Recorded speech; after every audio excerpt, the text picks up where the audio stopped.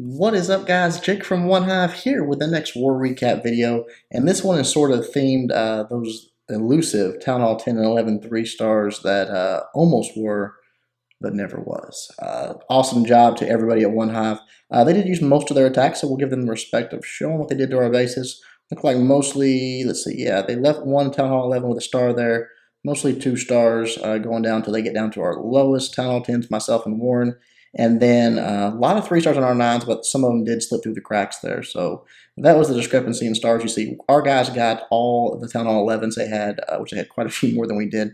2-starred, and then did a real nice job on the Town Hall 10s for 3 stars. There's several of them, and we're going to show you some of those, and some of them that, again, almost were, but wasn't quite. And then, obviously, Town Hall 9s. We know the deal there. They are all 3-starred with some attacks left over. So let's get started. The first one we're going to look at all the way up top. Look at this. 92% by Tate on their top Town Hall 11. Very nice attack. And you guys don't know how happy I am to see an attack like this. For so long, when Town Hall 11 first came out, it was the spam witch attacks. And honestly, I couldn't stand them. I griped about it in our leader chat a lot. Nothing against our Town Hall 11 guys. That was just what people were doing. And sometimes you 3-starred, sometimes you didn't. But I'm so happy to see Town Hall 11s using real attacks and, queen walks and actually breaking down the base and coming at it from different angles and stuff. I can't already tell you. So I'm really proud of it, and it's just across the board. Everyone's doing it, and I love watching them now. So you see Tate here coming on the right side with that queen walk, opening up that compartment that queen can just, go through all the way around there so long. She can go all the way around, gets to the CC, brings them out, drops that poison spell down. That's going to take care of that balloon while she is dealing with that lava hound. So you'll see there, it starts to get over the top of her, rise, the lava hound explodes, but goes down. Then it's time for just to clear the pups out of the way. Once they're done, she can continue on her path. Right there, everything is gone. So the goal here, just to get around, get as far down as she can. Obviously, she can get to that Eagle Artillery. So, that is part of this queen walk, is getting to that Eagle Artillery, trying to take it out. But again, the dadgum 30 seconds being gone. Think about how much better this would be if he had an extra 30 seconds and he could wait till this queen got to that Eagle Artillery that's not protected by Infernal Towers and got it taken out. But he can't. Here we are down to a minute 40, and that's time left on the clock, by the way. So he knows he's got to go. He's got to send it in. So he drops his golem, drops his wizards, drops his giants, wall breakers, everything going in at this point. The queen is starting to meet up with them at least. So you see the damage coming from that Eagle Artillery, firing in on his troops here, just exploding that golem, then landing onto his giants and his falcons, all that taking a lot of damage. Finally gets onto that Eagle Artillery. So right as it shoots that last couple of shots up in the air, it does go down. Then he rages everything up, wants to get into this core, get to those Infernal Towers. But he's got so many giants, the golems, all of those things tanking the streams there, that he's able to get some of those Valks in there, get it taken down. You see the queen steps up into the pocket there. She does have the healers on her still. But right there, that single Inferno Tower getting on top of her, has to go ahead and pop that ability, get it down quickly. Finally, boom, a couple more shots there. It goes down just as it locks back onto the queen. So now those healers can start doing their thing. Everything's wrapping around the base really nicely here. He's got some wizards that just lost their tank on the left side, so unfortunately, they don't have anything to protect them, but they're going to get through this wall and get to that archer tower while everything is focused on his warden there. The queen's in pretty good shape, so the healers peel off of her and actually start healing the grand warden, which works pretty well. There's not a lot of damage coming her way, or excuse me, his way. But he does do a pretty good job of that. You see that saves those wizards' life on the outside, and everything is just winding down here. He's got the base. It's a 3-star. He's just going to run out of time, which is unfortunate because it was a beautiful attack. Man, I bet he's wishing he had those 30 seconds of talent. How 11 3-star? How cool would that be? But it wasn't to be. 92% awesome attack tape. All right, we move down a few more here, and we check out our girl Megan with the 99%. Oh, heartbreaker, heartbreaker. She comes at it, obviously, with a queen walk, drops it down on the right side, puts the healers on there, just immediately starts taking out some defenses, that point defense that's on her, gets that army camp, and then that's a good way to know which direction she's going to go. Obviously, she's going to go to the south here and just sort of work her way down. This is one of those, real spread out bases, and everything about this base is just the core. That core is everything.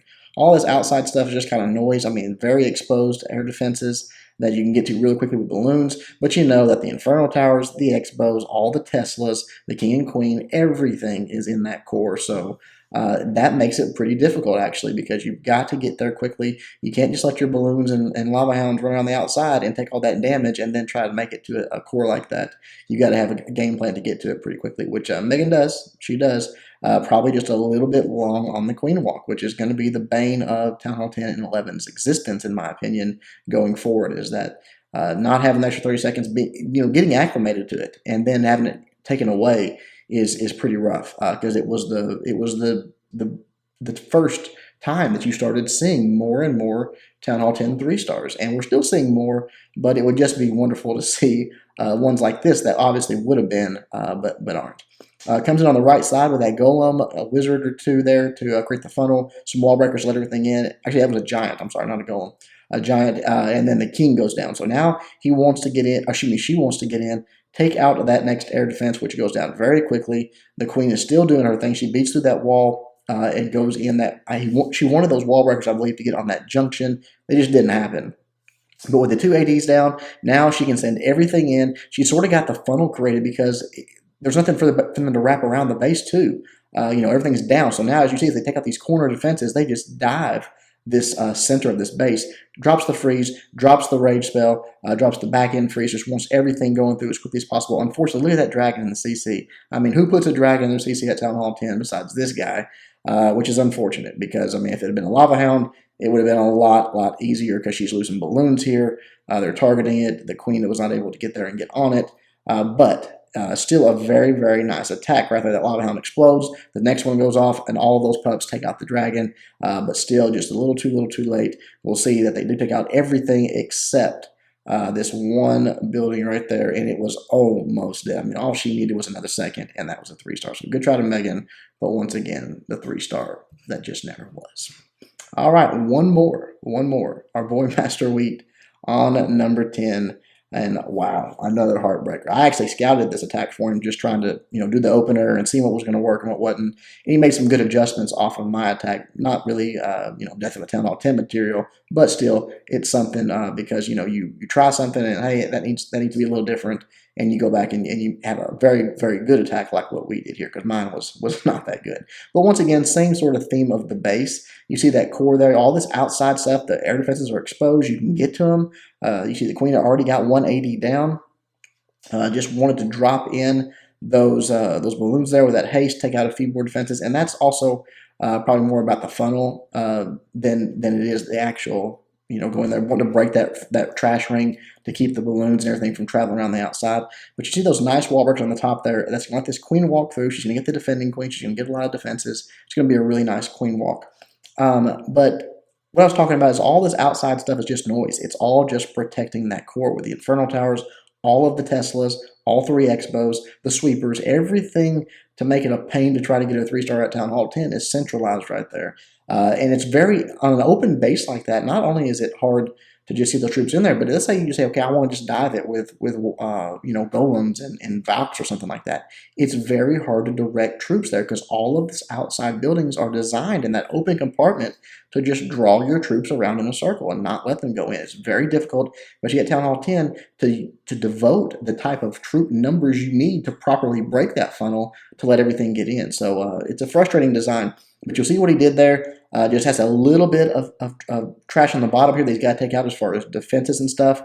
All collapses onto this last air defense down on the bottom. You see the queen taking out the lava hound up top. The king got an air defense up top. And then it's just like a mad dash to the core, trying to get in there, trying to get those down. You see the lava hound doing what taking it can, but that freeze and the rage in the core is where it's at. That back end freeze very nicely done. The sweeper's causing a little bit of a delay, just enough delay, honestly, to just cause a problem. The queen fights up, takes out the sweeper, and then right here you'll see the Inferno Tower wakes up, and the balloons just can't quite get there. It's just unfortunate because they were so close. Between the sweepers and just all of that damage coming in that core, it's just tough to get through it quickly enough. You see the queen pops her ability. She's going to get around. She does take out the Inferno Tower, and now she's going to get a chance to get healed back up by her healers. Gets the Town Hall. Gets everything pretty much dead. This base would have been 3-star in my opinion. Again, just ran out of time. Extra 30 seconds on that? Yeah, I think so. I think that's a 3-star. So nice try to master wheat, 93%, and didn't quite get it done. Now, we are not going to end on a sad note, though, because we are going to show a few actual 3-stars that got done. One of them being Brady here on 13. A little bit lower level, Town Hall 10, but Town Hall 10 nonetheless. Let's have those Inferno Towers, and these guys did the same thing on all their bases, basically, is that tight core with a bunch of spread out defenses around it, open compartment, trying to draw everything away. Very easy to 2-star, honestly, but pretty difficult to 3-star. So comes at it on the right side. He is going to try the Hogs and the Valks, and it's successful.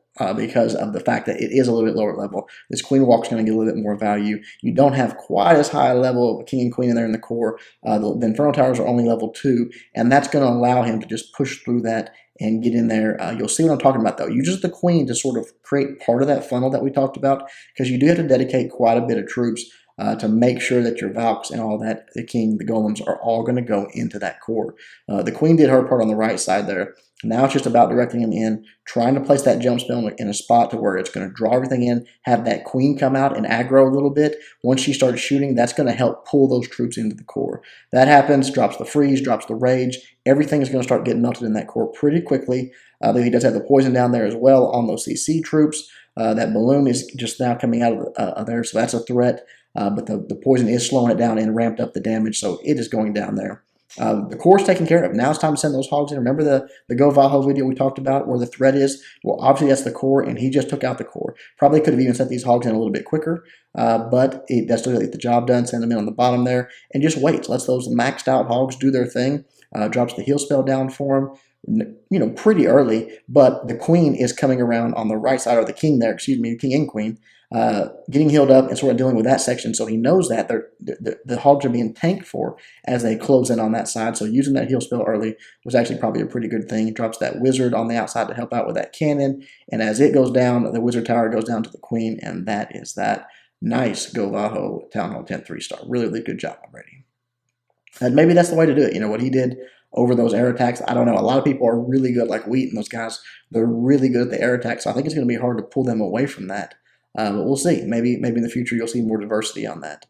Pero going in on 14 here, getting another lower Town Hall 10, but getting the 3-star, and he is doing it from the air.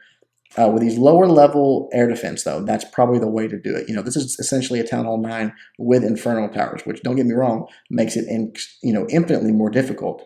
But it does open it up to guys like Pero to come in and just do these nice Go Valho attacks, come in with the King and Queen, the Golems, take out some air defenses, take out maybe an Inferno Tower like you're going to see here, and that defending Queen, and then just Laloon the rest of it, and it works really, really well. So you'll see the King's down, the Golems are 7-4. That is a single target Inferno Tower, and unfortunately it is locked on that King. He's going to get a swipe or two off on the Queen before he goes down, but the Wizards are going to have to finish her off. From there, it gets targeted on a Golem. You see the poison down for those CC troops. Again, a Dragon and Balloon. The Queen is finally getting close there, and luckily locks onto that Inferno Tower before she gets onto the Dragon. That was huge on this attack. Takes up that single Inferno Tower. It's gone.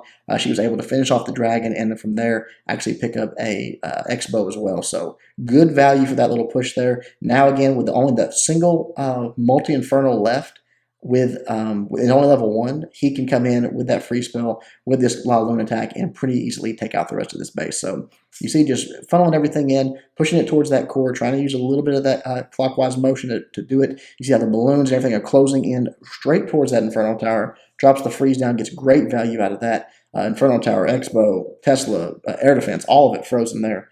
So those lava hounds are right on top of that air defense as it gets targeted by these last few balloons that he's sending on the left side. And from there, they close in on that last air defense. But you can see a lot of balloons left. He's got a few left in the bag and still deployed, but just plenty of balloons left. Still has a haste spell he can drop down, which he's going to do to try to get those balloons to that last air defense just a little bit quicker. But that is that. As that archer tower goes down, that air defense goes down. No more threat for his balloons, for his air troops, and they're going to go around and get the cleanup and the 3-star. Nicely done to our boy Pero there. All right, one more. We will not go through a whole video without showing you a Town Hall 9 attack, so I'm going to show you one that I like from this one.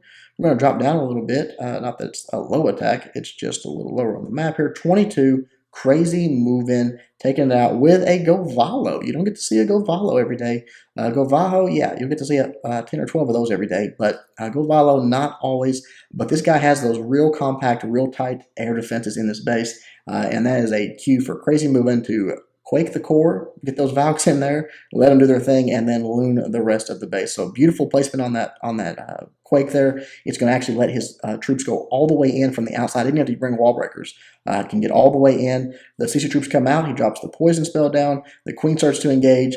Here come all the redheads just spamming in from the bottom. I like how he delayed those. Didn't let that dragon get on. Didn't let everything just take him out real quickly. Let him get a little deeper into the base. There's the heal spell to keep him up while that dragon is focusing, but the queen is dropping bombs on that dragon, so it's going to go down in just a moment. 3 ADs already down. They're going to run over it, get this last one here in just a second. Once it goes down, and even before that, you can see the balloon swarm already coming around the outside of all those defenses that can be targeted are just being straight targeted, taken down. The queen's still up. The king is still up, doing some tanking. The Valks are still up. Just a beautiful, beautiful attack. Dropping some haste spells, moving those Marines out a little quicker. Remember, they don't really need the rage. The movement speed is all they need. The biggest benefit from the rage is their increased attack speed. But with those haste spells, they get from point A to point B so much faster. And he's got a few in the bag here even. I mean, he doesn't even have to use them. Lets that last defense go down, and then from there, it's just cleanup time. So beautiful job, Crazy Moving. Really, really like seeing something that we don't get to see every day. Nice go follow. All right, guys, that is it for this one. Fun war. Good job to both sides. Condor's team tried, just wasn't quite able to get it done. Excellent job to everybody at OneHive. Hope you guys enjoyed the attacks. Until next time, Jake from OneHive doing my best to help you guys suck less.